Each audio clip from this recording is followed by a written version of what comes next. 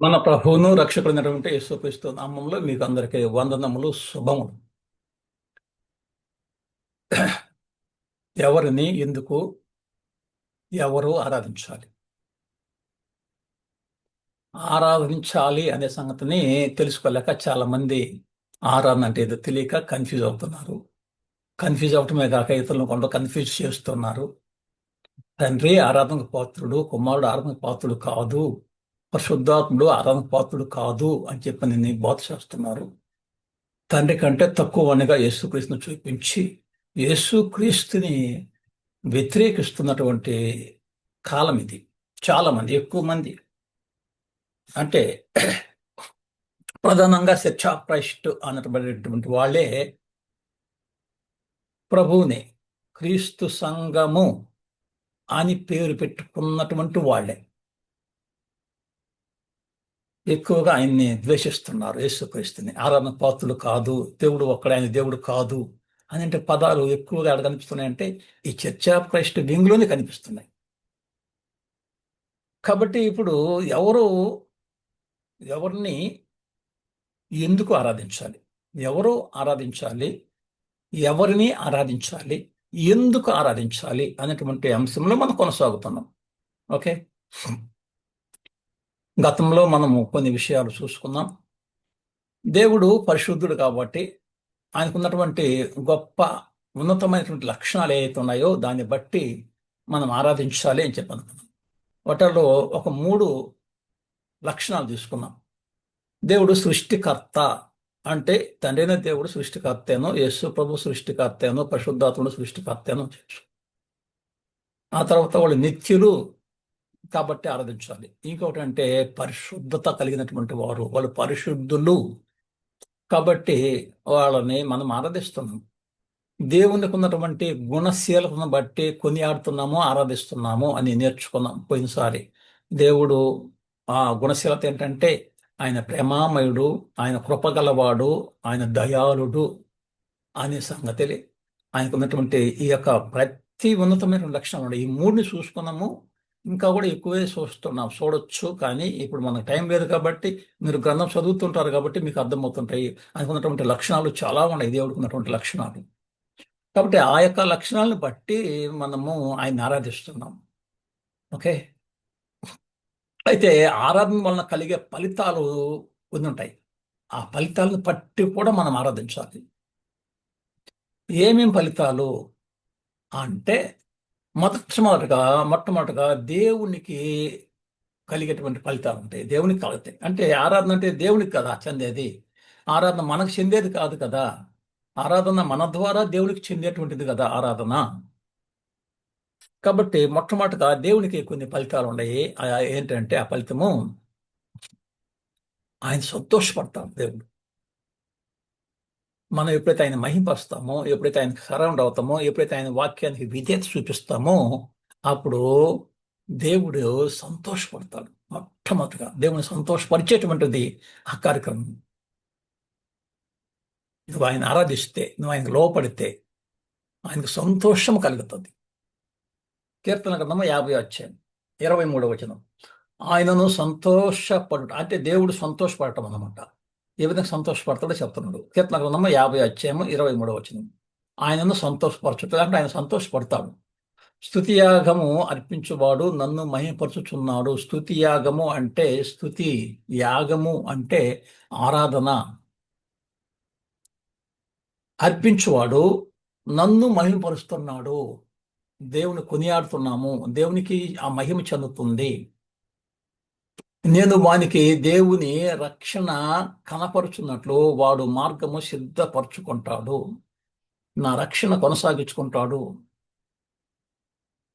కాబట్టి వారు నన్ను మహింపరుస్తున్నారు కాబట్టి నేను సంతోషపడుతున్నాను అని చెప్పనని దేవుడు అంటాడు. అంటే ఈ సంతోషం ఎంత గొప్పగా ఉంటుందో. తండ్రికి బిడ్డలు అన్ని విషయాలలో అణిగి మణిగి విధేయత చూపి పని చేసుకుంటుంటే తండ్రి ఎంత సంతోషిస్తాడో, అలాగే తండ్రి మనము ఆరాధిస్తుంటే తండ్రిని ఎంతో సంతోషం అంట. ఆయన ఆ స్తుతియాగాలు అర్పిస్తూ ఉంటే, దేవుని మహిమపరుస్తూ ఉంటే, ఆ మహిమ దేవునికి చెందుతూ ఉంటే, ఆ మహిమ అపవాదికి చెందకపోతే దేవుడు సంతోషిస్తాడు. ఓకే, దేవుడికి కలుగుతుంది ఒక సంతోషకరమైనటువంటిది, దేవుడికి మహిమ కలుగుతుంది, దేవుడు సంతోషిస్తాడు, దేవుడు ఆనందిస్తాడు, నీకు ప్రతిఫలం ఇస్తాడు, రక్షణ నీకు అనుగ్రహిస్తాడు. ఒకటి లాభం. ఈ లాభాన్ని బట్టి మనము ఆయన్ని ఆరాధించాలి. ఆ ప్రతిఫలం అనుకో, లాభము లేకుంటే ప్రతిఫలం అనుకో. అలాగనే క్రైస్తవుడైనటువంటి మనకు కూడా ప్రతిఫలం ఉంది. ఆరాధించినప్పుడు మనకు ఒక ప్రతిఫలం ఉంటుంది. ఆ ప్రతిఫలం చూస్తున్నాం. కీర్తనలో 139 కీర్తన 23, 24 వచనాలు. ఈ ప్రేయస్ ఫర్ సిన్సియారిటీ, ఒక సిన్సియారిటీని గురించి ప్రార్థన చేస్తున్నాడు దావీదు. దేవా, నన్ను పరిశోధించి నా హృదయమును తెలుసుకునుము, నన్ను పరిశోధించి నా హృదయాన్ని తెలుసుకో, నన్ను పరీక్షించి, నన్ను పరిశోధించి, నన్ను పరీక్షించి నా ఆలోచనలు తెలుసుకునుము. నీకు ఆయాస్కరమైన మార్గము నా యందు ఉన్నదేమో, నా యందు ఉన్నదేమో చూడుము. నీకు ఆయాసకరమైన మార్గము నా యందు ఉన్నదేమో చూడుము. నిత్య మార్గమున నన్ను నడిపించుము. నిత్య మార్గమున, నిశ్చలమైన మార్గమున, నీతి మార్గమున, ఒక మంచి మార్గములో నన్ను నడిపించు. ఏమన్నాడు దావీదు? నన్ను పరిశోధించు, నా హృదయాన్ని తెలుసుకో, నా ఆలోచనలు తెలుసుకో, నన్ను పరీక్షించు, నన్ను పరిశోధించు, నన్ను పరీక్షించు. నీకు ఆయాసకరమైనటువంటి మార్గము నా యందు ఉందేమో చూసి చూసి నిత్యము నన్ను మంచి మార్గములో, నిత్య మార్గములో నడిపించుంటాడు. అంటే ఆయన ప్రార్థన చేస్తున్నాడు సిన్సియారిటీ కొరకు. అలాంటి సిన్సియారిటీ నీకు కలుగుతుంది దేవుడిని నిన్ను ఆరాధిస్తే, సత్యదేవుని ఆరాధిస్తే, సత్యంతో ఆరాధిస్తే, ఆత్మతో ఆయన ఆరాధిస్తే నీకేం కలుగుతుంది? ఇదిగో ఎలాంటి ఆలోచన కలుగుతుంది. ఓకే, నిన్ను పరీక్షించుకోవచ్చు, దేవుడు పరీక్షిస్తాడు. నిన్ను పరిశోధించుకోవచ్చు, దేవుడు పరిశోధిస్తాడు. దేవుడికి ఆయాస్కరమైనటువంటి మార్గంలో నుంచి మనం పక్కకు వస్తాము, దేవుడికి మంచి మార్గంలో మనం నడుచుకుంటాము. అప్పుడు దేవుడు మనల్ని నిత్యమైనటువంటి మార్గంలో నడిపిస్తాడు. ఇది మనకు కలిగేటువంటి ఫలితం దేవుని ఆరాధిస్తే. తెస్సలోనిక 1 తెస్సలోనిక 4వ అధ్యాయం 4వ వచనం, 4:4, 5 కూడా చదువుదాం. మీరు పరిశుద్ధులగుటయే, మీరు పరిశుద్ధులగుటయే, మీరు పరిశుద్ధులగుటయే. దేవుని యొక్క సంకల్పం అంతా కూడా నువ్వు పరిశుద్ధుడు కావాలి, నేను పరిశుద్ధుడు కావాలి. మనం అందరం పరిశుద్ధత కావాలి, పరిశుద్ధత సంతరించుకోవాలి, పరిశుద్ధులను నిర్దోషులు కావాలి. దేవుని కోరిక అది, దేవుని యొక్క ప్రణాళిక అది. మీరు పరిశుద్ధులగుటయే అనగా మీరు జారత్వమునకు దూరముగా ఉండుటే దేవుని చిత్తము. దేవుని యొక్క సంకల్పం ఏంటంటే, దేవుని యొక్క చిత్తం ఏంటంటే మీరు జారత్వానికి దూరంగా ఉండటం, సమీపించబా. మీలో ప్రతివాడును దేవుని ఎరగని అన్ని జనుల వలె కామాభిలాష ఎందు కాక అన్ని జనుల వలె, దేవుని ఎరగనటువంటి అన్ని జనులు కామాభిలాషతో ఉంటారు. 24 గంటలు నిద్ర మంచం లేచి బయటకు పోయినప్పుడంతా కామసూపుతో చూస్తుంటారు. కామాభిలాష, అభిలాష, కోరిక, కామం. దాంతో ఎలాగుండాలంట? మీరు జాగ్రత్తకు దూరంగా ఉండటే దేవుని చిత్తము. మీలో ప్రతి వాడును దేవుని ఎరగని అన్ని జనుల వల్లే కామాభిలాషలు కాకుండా పరిశుద్ధత యందు, ఘనత యందును తమ తమ ఘటములను ఎట్లు కాపాడుకొనవలెనో అది ఎరిగి ఉండుటే దేవుని చిత్తము. తమ తమ ఘటములను కాపాడుకోవాలి. పరిశుద్ధత యందు, ఘనత యందు నువ్వు పరిశుద్ధులుగా ఉండాలి. నిన్ను ఘనపరచాలి. బయట చూసేటువంటి వాళ్ళు, నీ చుట్టుపక్కల వాళ్ళు, నీ పొరుగువారు, నీ అన్నదమ్ములు, నీ సంఘస్థులు, మంచివాడు ఇతని అని చెప్పింది. నీ ఘటాన్ని నువ్వు ఎట్లు కాపాడుకుంటావో అది ఎరుగుంటే దేవుని చిత్తము. జాగ్రత్తకు దూరంగా ఉండాలన్నటువంటిది దేవుని సంకల్పము. తమ తమ ఘటాలని కాపాడుకోవాలా అనేటువంటిది దేవుని యొక్క చిత్తము. ఇప్పుడు ఏం జరుగుతుంది మనకు? దేవుణ్ణి ఆరాధించినందువల్ల నువ్వు ఘటాన్ని నువ్వు కాపాడుకుంటావు, జరత్వానికి దూరంగా ఉంటావు, కామాభిలాషలో ఉండకుండా కామాభిలాషకి దూరంగా ఉండి కామాభిలాషను చంపుకుంటావు. కాబట్టి నీకు మేలు జరుగుతుంది దేవుని ఆరాధిస్తే. ఎఫెసీ పత్రిక 5వ అధ్యాయం 27వ వచనం. అది కళంకమైనను ముడత అయినను అట్టిది మరి ఏదైనను లేక పరిశుద్ధమైనదిగాను నిర్దోషమైనదిగాను ఉండవలనని వాక్యముతో ఉదక స్నానము చేత దాన్ని పవిత్రపరచి పరిశుద్ధపరచుటకై దాన్ని పవిత్రపరచి పరిశుద్ధపరచుటకై అనగా పరిశుద్ధతను సంతరించుకుంటున్నావు. కళంకం లేకుండా, ముడత లేకుండా, మరట్టిది ఏదైనా లేకుండా పరిశుద్ధమైనదిగా ఉండాలి. వాక్యంతో ఉదక స్నానం చేపిస్తుంది. అది జరుగుతుంది నువ్వు దేవుణ్ణి ఆరాధిస్తే, దేవుడిని నువ్వు సమీపిస్తే. దేవుడు ఆత్మ కనుక ఆయనను ఆరాధించుకోరు. ఆత్మతో నువ్వు సత్యంతో ఆరాధిస్తే ఏమవుతుంది? నీకు ఏం ఫలితం వస్తుంది? నీకు కళంకం ఉండదు, ముడత ఉండదు. వాక్యంతో నువ్వు ఉదక స్నానం చేయబడుతుంటావు, పరిశుద్ధపరచబడుతుంటావు. దాన్ని పవిత్రపరిచి అనేక పరిశుద్ధతను సంతరించుకొని, ఓకే, క్రీస్తు స్వరూపము మీ యందు ఏర్పడు వరకు అంటాడు. ఎప్పుడు దాకా అంటే క్రీస్తు స్వరూపము మీ యందు ఏర్పడు వరకు అంటాడు. క్రీస్తు స్వరూపాన్ని మనం ధరించుకుంటాము. గలతీ పత్రిక 4వ అధ్యాయం 18 నుంచి 20 దాకా. నేను మీ వద్ద ఉన్నప్పుడు మాత్రమే కాక ఎల్లప్పుడూ మంచి విషయంలో ఆసక్తిగా నుండుట యుక్తమే. పౌలు గారు అంటున్నారు, నేను మీ వద్ద ఉన్నప్పుడు మాత్రమే కాకుండా ఎల్లప్పుడూ మంచి విషయాలలో ఆసక్తిగా ఉండుట యుక్తమే. నా పిల్లలారా, క్రీస్తు స్వరూపము మీ యందు ఏర్పడు వరకు మీ విషయమై మరలా నాకు ప్రసవ వేదన కలుగుచున్నది. మిమ్మల్ని గూర్చి ఎటు తోచక ఉన్నాను. నేనిప్పుడే మీ మధ్యకు వచ్చి మరి ఒక విధముగా మీతో మాట్లాడగోరుచున్నాను అంటాడు. క్రీస్తు స్వరూపము మీ యందు ఏర్పడు వరకు మీ విషయమై నాకు మరలా ప్రసవ వేదన కలుగుతుంది. అంటే మీరు క్రీస్తు స్వరూపాన్ని ధరించుకోవాలి. క్రీస్తు స్వరూపము మీ యందు ఏర్పడాలి. అంటే దేవుణ్ణి ఆరాధిస్తే, తండ్రిని ఆరాధిస్తే, కుమారుని ఆరాధిస్తే మనకేమవుతుందంటే మనకు ఫలితం ఏంటంటే క్రీస్తు స్వరూపాన్ని మన యందు సంతరించుకుంటుంది. క్రీస్తు యొక్క గుణలక్షణాలను మనము కలిగి ఉంటాము. మారు మనసు పొందుకుంటాము. ఓకే,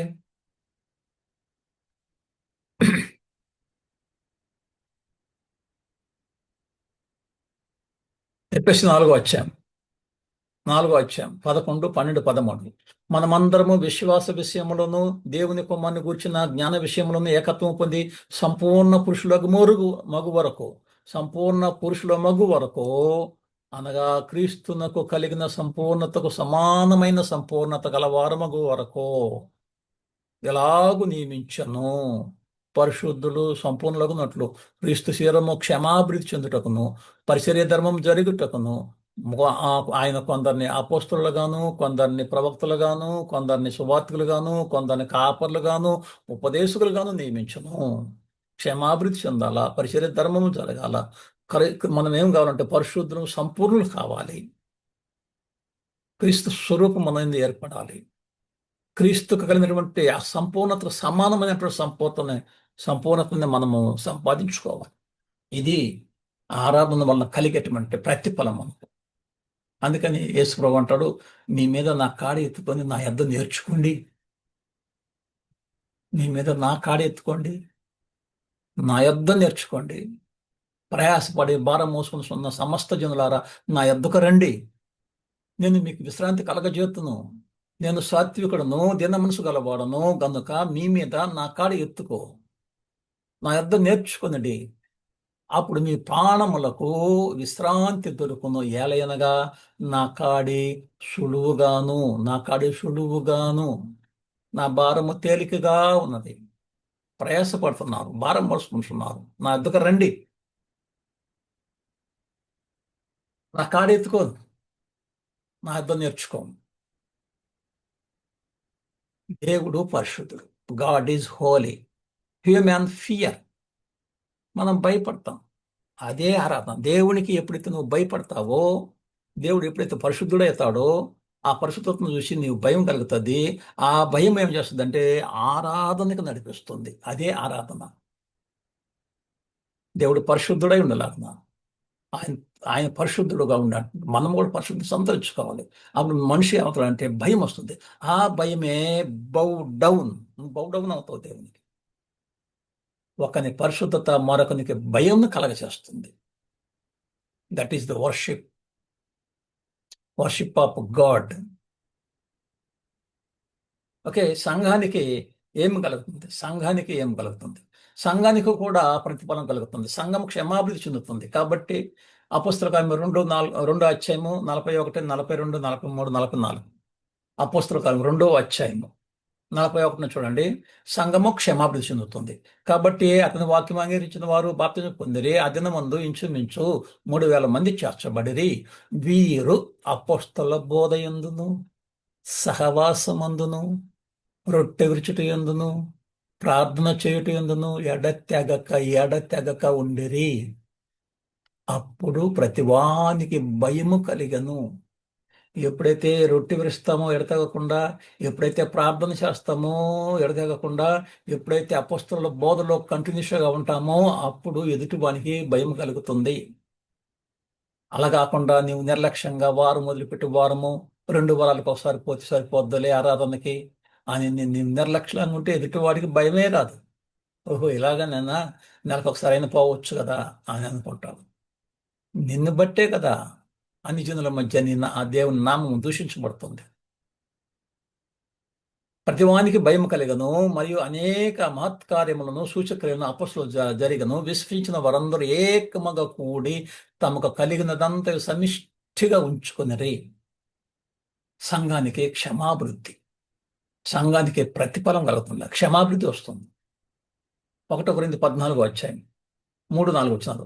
క్షమాభివృద్ధియో హెచ్చరికయో ఆదరణే కలిగినట్లు ప్రవచించేవాడు మనుషులతో మాట్లాడుచున్నాడు. భాషతో మాట్లాడువాడు తనకే క్షమాభివృద్ధి కలుగు చేసుకున్న గాని ప్రవచించేవాడైతే సంఘమునకు క్షమాభివృద్ధి కలుగు చేస్తాడు. ప్రవచనము, వాక్యము ఎప్పుడైతే చెప్తుందో, ఆరాధన ఎప్పుడైతే జరుగుతుందో, వాక్యము హెచ్చరిక, అప్పుడు క్షమాభివృద్ధి చెందుతుంది. నువ్వు రక్షించబడతావు. నువ్వు పరిశుద్ధత సంతరించుకుంటావు. నీ భార్య, నీ బిడ్డలు, నీ ఎరుగు పొరుగు వారు పరిశుద్ధులుగా తీర్చబడుతుంటారు. కాబట్టి ఆరాధన వల్ల సంఘానికి కూడా క్షమాభివృద్ధి కలుగుతుంది. నీకు క్షమాభివృద్ధి కలుగుతుంది. క్రైస్తవుడికి క్షమాభివృద్ధి కలుగుతుంది. దేవుడు సంతోషిస్తాడు. ఆరాధన వల్ల చూడు ఎన్ని లాభాలు ఉన్నాయో. దేవుడు సంతోషిస్తాడు, క్రైస్తవుడికి మరి మహిమ కలుగుతుంది, పరిశుద్ధత సంతరించుకుంటాడు, సంఘానికి క్షమాభివృద్ధి కలుగుతుంది. ఆ తర్వాత అన్ని జనులకు కూడా క్షమాభివృద్ధి కలుగుతుంది. ఫలితం ఉంటుంది. అన్ని జనులకు కూడా ఎలా చూస్తాం? రక్షించబడటకు అవకాశం ఉంది. అన్ని జనులు రక్షించబడవచ్చు నీ ఆరాధన వల్ల, నీ యాటిట్యూడ్ వల్ల, నీ ప్రవర్తన వల్ల. అదే 1 కొరింథీ 14వ అధ్యాయంలోనే 23-24 వచనాలు చూడండి. సంఘమంతయు ఏకముగా కూడి అందరూ భాషతో మాట్లాడుచుండగా ఉపదేశము పొందని వారైనను అవిశ్వాసులైనను లోపలికి వచ్చిన ఎడల వీరు వేరే మాట్లాడుతున్నారు అనుకుందరు కదా. అయితే అందరూ ప్రవచించుచుండగా అవిశ్వాసి అయినను ఉపదేశము పొందని వాడైనను లోపలికి వచ్చిన ఎడలా. అన్యులు రావచ్చు మన సంఘాలకి. అన్యుడు ఎవడో ఒకడు వచ్చి కూర్చోవచ్చు మనం ఉన్నటువంటి ప్రవర్తన బట్టి, మన పరిస్థితుల బట్టి. అందరి బోధ వలన తాను పాపినని గ్రహించి అందరి వలన విమర్శించబడును. అప్పుడు అతని హృదయము రహస్యములో బయలుపడును. ఇందువలన దేవుడు నిజముగా మీలో ఉన్నాడని ప్రచురము చేయవచ్చు. అతడు సాగిలపడి దేవునికి నమస్కారం చేస్తాడు. అతన్ని కూడా తెలుసుకుంటాడు, రక్షణ పొందుతాడు, మనసు మార్చుకుంటాడు, ఆరాధన చేస్తాడు, సాగిలపడతాడు. అంటే అన్ని జనులకు కూడా ఫలితం ఉంది. ఆరాధన, దేవుడు ఆత్మ కనుక ఆయనను ఆరాధించేవారు ఆత్మతో సత్యంతో నువ్వు ఆరాధన చేస్తే మొట్టమొదట సంతోషపడేటటువంటి వాడు దేవుడు. ఆ తర్వాత నీకు నాకు మేలు జరుగుతుంది. మన ప్రవర్తన మార్చుకుంటాము, పరిశుద్ధత సంతరించుకుంటాము, సంఘానికి క్షేమాభివృద్ధి చెందుతుంది, అన్యులకు కూడా సంఘం రక్షించబడతాడు. అన్యులకి ఎవరు ఆరాధించాలి? ఇంకొక ప్రశ్న, ఎవరు ఎవరు ఆరాధించాలి? ఎవరిని ఆరాధించాలి? ఎందుకు ఆరాధించాలి? ఎవరిని ఆరాధించాలంటే తండ్రిని, కుమారుని, పరిశుద్ధాత్మని, దేవత్వాన్ని ఆరాధించాలి. ఎందుకు ఆరాధించాలంటే వాళ్ళకు ఉన్నటువంటి ఉన్నతమైన లక్షణాలు బట్టి వాళ్ళని ఆరాధించాలి. ఎవరు ఆరాధించాలి? దేవుడు బట్టి వాళ్ళు ఆరాధించలేరు దేవుణ్ణి. దేవుణ్ణి అర్థం చేసుకున్నటువంటి వాడే ఆరాధించగలడు. దేవుని వాక్యం అంగీకరించినటువంటి వాడు దేవుని ఆరాధించగలడు. బాప్తిసం పొందినటువంటి వారు మాత్రమే ఆరాధించగలరు. అందరు ఎవరు బట్టి వాళ్ళు కాదు. దేవుణ్ణి ఆరాధించేటువంటి వాళ్ళు ఎవరు బట్టి వాళ్ళు? 1 తెస్సలోనిక 1 అధ్యాయం 6 నుంచి 11, 10 దాకా. 1 తెస్సలోనిక 1 అధ్యాయము 6 నుంచి 10 దాకా. పరిశుద్ధత వలన కలుగు ఆనందంతో గొప్ప ఉపద్రవం మందు మీరు వాక్యము అంగీకరించి మమ్మును ప్రభువును పోలి నడుచుకున్న వారైతిరి. కాబట్టి మాసిదోనియాలోను అకయలోను విశ్వాసులందరికీ మాదిరి అయితిరి. ఎందుకనగా మీ యొద్ద నుండి ప్రభు వాక్యము మాసిదోనియాలోను అకయలోను మ్రోగెను. అక్కడ మాత్రమే కాక ప్రతి స్థలమందును దేవుని ఎడల ఉన్న మీ విశ్వాసము వెల్లడైంది గనుక మేమేమీ చెప్పవలసిన ఆవశ్యకత లేదు. మీ యొద్ద మాకెట్టు ప్రవేశం కలిగను అక్కడ జనులు మమ్మును గూర్చి తెలియజేపుతున్నారు. మరియు మీరు విగ్రహములను విడిచిపెట్టి జీవము గల వాడును సత్యవంతుడునగు దేవునికి సత్యవంతుడగు దేవునికి దాసులగుటకు దేవుడు మృతులలో నుండి లేపిన యేసు అనగా రాబో ఉగ్రత నుండి మనం తప్పించుచున్న ఆయన కుమారుడైన యేసు పరలోకం నుండి వచ్చునని ఎదురు చూచుటకును మీరు ఎలాగూ దేవుని వైపునకు తిరుగుతారో ఆ సంగతి వారే తెలియజేయుచున్నారు. కాబట్టి ఎవరు ఆయన ఆరాధిస్తారు అంటే ఇదిగో ఇలాంటి మనసు మార్చుకున్నటువంటి వాడు, ఇలాంటి సాక్ష్యంగా ఉన్నటువంటి వారు, ఇలాంటి మాదిరికమైనటువంటి వారు, ఎలాగో విగ్రహాలను వదిలిపెట్టినటువంటి వారు, వాళ్ళు మాత్రమే ఆరాధించగలరు. ఎవరంటే వాళ్ళు ఆరాధించలేరు. ఓకే, 2 తెస్సలోనిక 2 అధ్యాయము 9వ వచనం. నశించుచున్నవారు రక్షించబట్టకై సత్య విషయమైన ప్రేమను అవలంబింపకపోయిరు గనుక వారి రాక అబద్ధ విషయమైన సమస్త బలముతోనూ నానా విధములైన సూచక్రియలతోనూ మహత్కార్యములతోనూ దుర్నీతిని పుట్టించు సమస్త మోసముతోనూ నశించుచున్న వారు సాతాను కనపరచు బలమును అనుసరించి ఉండును. ఇందుచేత సత్యమును నమ్మక దుర్నీతి అభిలాష గల వారందరూ శిక్షావిధి పొందుటకు అబద్ధమును నమ్మునట్లు మోసము చేసే శక్తిని దేవుడు వారికి అనుగ్రహిస్తున్నాడు. నశించుతున్నటువంటి వాళ్ళైతే ఆ రక్షణ విషయంలో, సత్య విషయంలో ప్రేమను అవలించకపోయినారు కాబట్టి అబద్ధ విషయమైన సమస్త బలముతో నానా విధమైనదంటే ఈ అట్లా సూచక్రియలు, మహత్కార్యాలు, మోసము, ఆ సాతాను కనపరిచేటువంటి ఆ బలాన్ని అనుసరించి కొట్టుకుపోతున్నారు. కాబట్టి దేవుడు ఏం చేస్తారంటే అబద్ధాన్ని నమ్మంటరా పోండి అని చెప్పని తోసిపడేసేసాడు.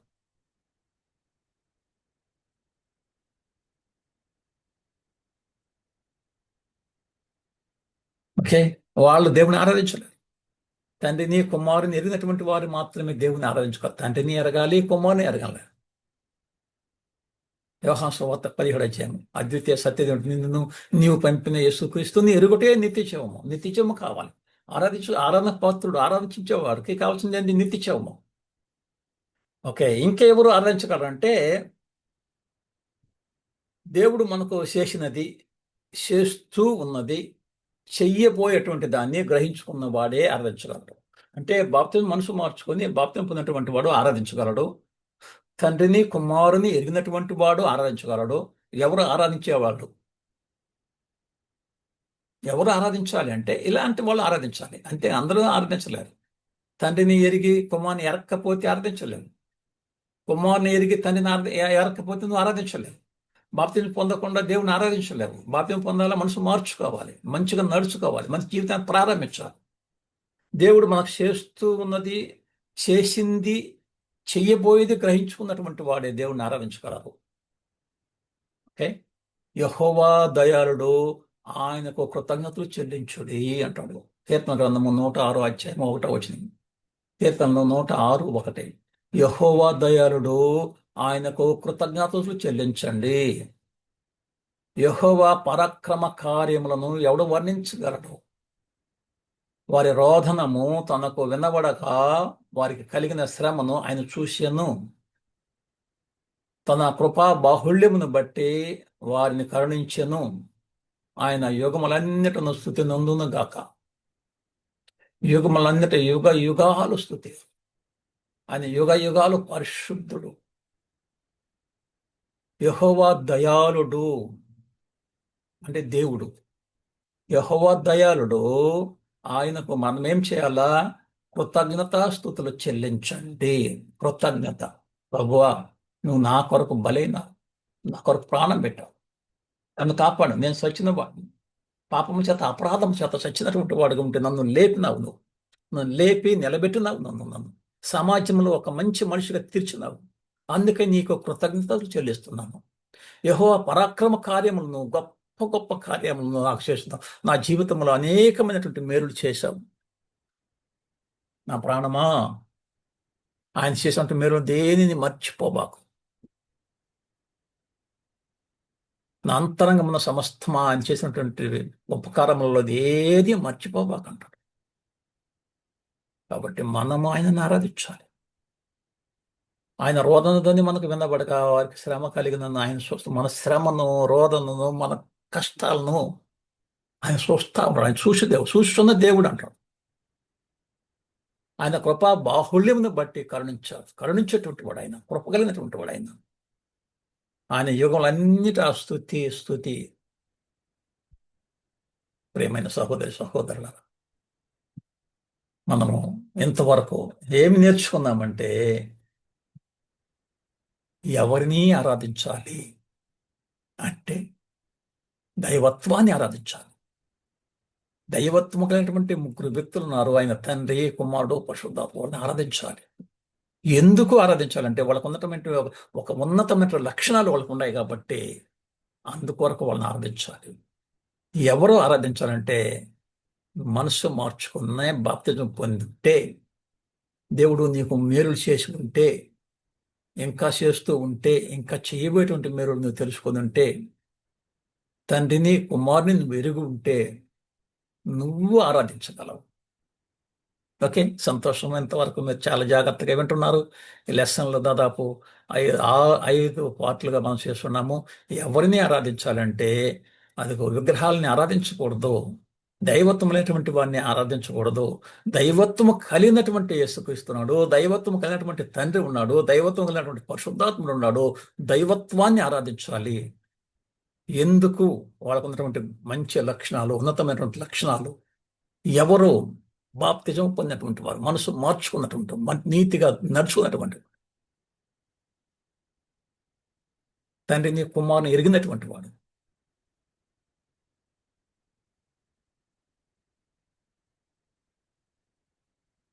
కృపగలవాడు. ఒకే, సంతోషం. దేవుని చిత్తమైతే ఇంకొక